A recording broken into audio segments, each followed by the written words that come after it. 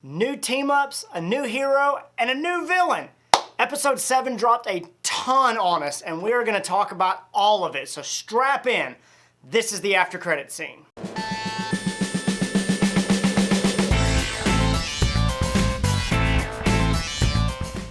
What's up, guys? Thanks for joining us. Now, before we get started, make sure to like and subscribe to the channel and hit the notification bell so you'll be up to date when we drop any new content.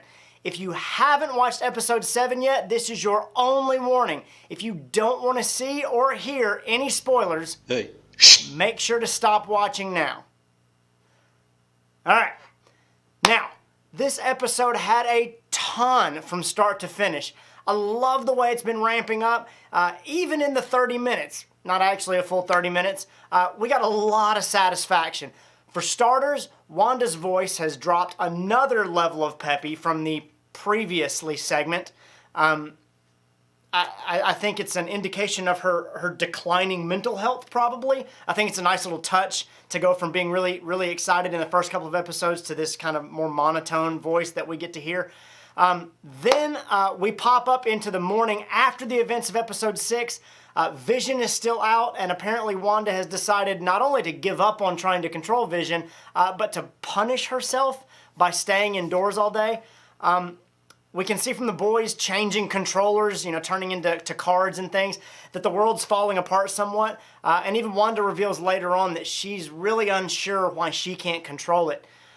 The Modern Family style intro of this episode, in addition to the talking to the camera bit, was really awesome. We got a lot of really great acting bits from Elizabeth Olsen. It made for some awesome character moments too, because we got some insight into how Wanda really sees the world. And it really seems like she's trying to accept that she's created this whole world, but she's not all the way sold on it. The moments that this style of episode gave us were really awesome, right down to Vision jimming the camera, so to speak. The intro showing the Wanda things was a really stark contrast to the previous intros where they're always shouting Wandavision in some form. This is only further flipped on its head by the huge revelation at the end of the episode and the amazing theme song that went along with it that had nothing to do with Wanda. There were a lot of references to this being a fake world, right down to the fake milk, the almond milk that Wanda pulls from the fridge. We discover on the outside of the hex that Wanda has stopped the feed to take her break, and this only infuriates Hayward. What does he have planned? I'm obviously guessing more violence. He's definitely got something up his sleeve because we saw from the email that Darcy sent Wu that Project Cataract is indeed Hayward's way to try to revitalize or bring back Vision.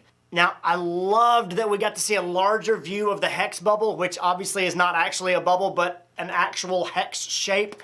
Now, when we see Vision back inside the hex, he clearly remembers everything that's going on, and when he finds Darcy, I was so glad that he brought her out of the trance and was able to get a little bit of background. I also thought it was awesome that Darcy is the first person that was able to validate anything that Vision was thinking or seeing, and it was really cool for him to get that backstory and to be able to sympathize a little bit with Wanda, being able to go through everything she's going through. I also thought it was interesting that they kind of made a nod to the fact that Wanda killed Vision and then had to watch him die a second time when Thanos rolled back time and killed him. Where's your dad? Hey, don't sweat it, sis. It's not like your dead husband could die twice. Not having the fact that Pietro was her brother, given what she says to the boys whenever they question her about their uncle. Instead of really going into that, she kind of goes into this bumbling explanation of, doing things wrong and parents making mistakes. And I thought it was really interesting to see that TV trope where the parents are kind of bumbling and not really knowing what they're doing, and then the kids kind of have to learn that their parents make mistakes. It's going to be interesting to see what the boys do with that information. Enter Agnes at the perfect right moment. I don't know how many more times I could scream, Agatha Harkness, at the screen whenever she pops up, and I was really glad we kind of got some payoff there. We finally get to see Monica rendezvous with her engineer, and guess what? No engineer. We're instead greeted by Major Goodson, who is not the engineer, because we know that Monica said she was meeting a he, although I did think it was an interesting nod that she referred to it as a space rover. Maybe this is a reference to the Fantastic Four. I am going to say I told you so right here.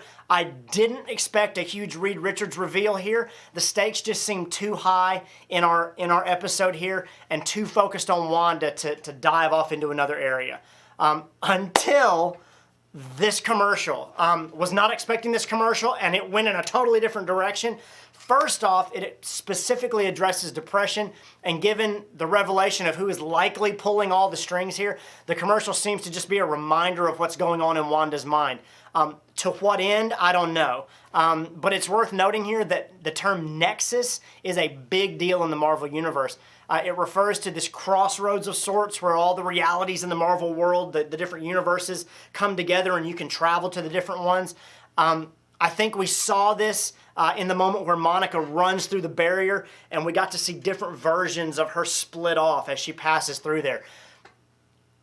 Talking about that, this is now Monica's third time through the barrier, and we hear a voice of Nick Fury saying, "Only if you learn to glow like your Aunt Carol," right before she bursts through the barrier, and we get to see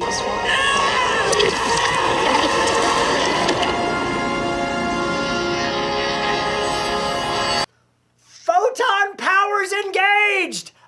This was an amazing reveal that I did not expect would be paid off so quickly, but man, it made for such a great scene between Monica and Wanda that Monica kind of had her own power to back up against.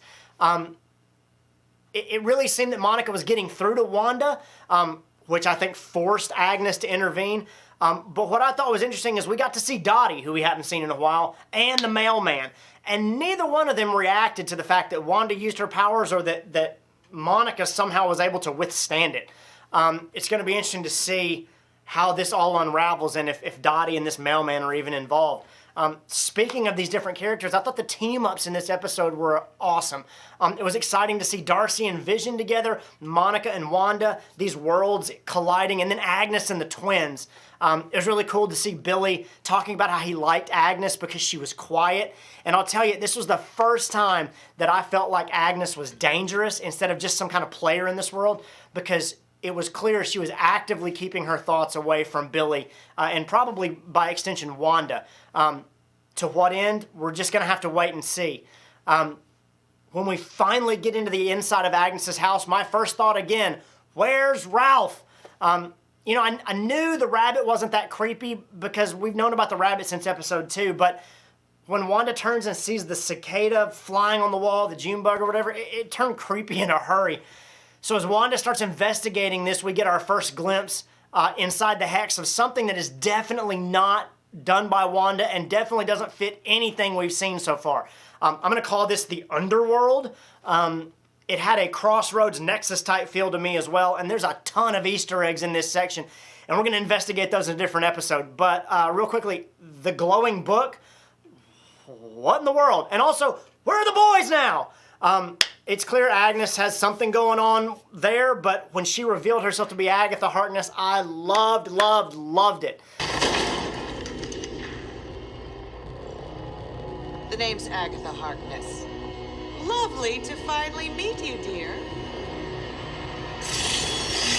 The intro she gave herself was fantastic. It was like she was saying, no, this is my show. You've had all of your episodes. This is my show. Right down to the revelation that she killed the dog. She's clearly trying to get Wanda to use her powers. Maybe she's testing the boys. For what purposes, I don't know. And how Wanda's going to react to this is anybody's guess. I loved that her powers manifested themselves just like Wanda's do, except with that purple glow. I think we finally have a proper villain in the show, and it raises the stakes even higher. With 2 episodes left, I can honestly say I have no idea what's going to happen. I don't know where they're going with this, but I really can't wait to find out. Guys, what are your theories? Let us know in the comments. Follow us on Instagram and Twitter to get more daily details and to continue the conversation there. Thanks for checking us out, and we'll see you next time.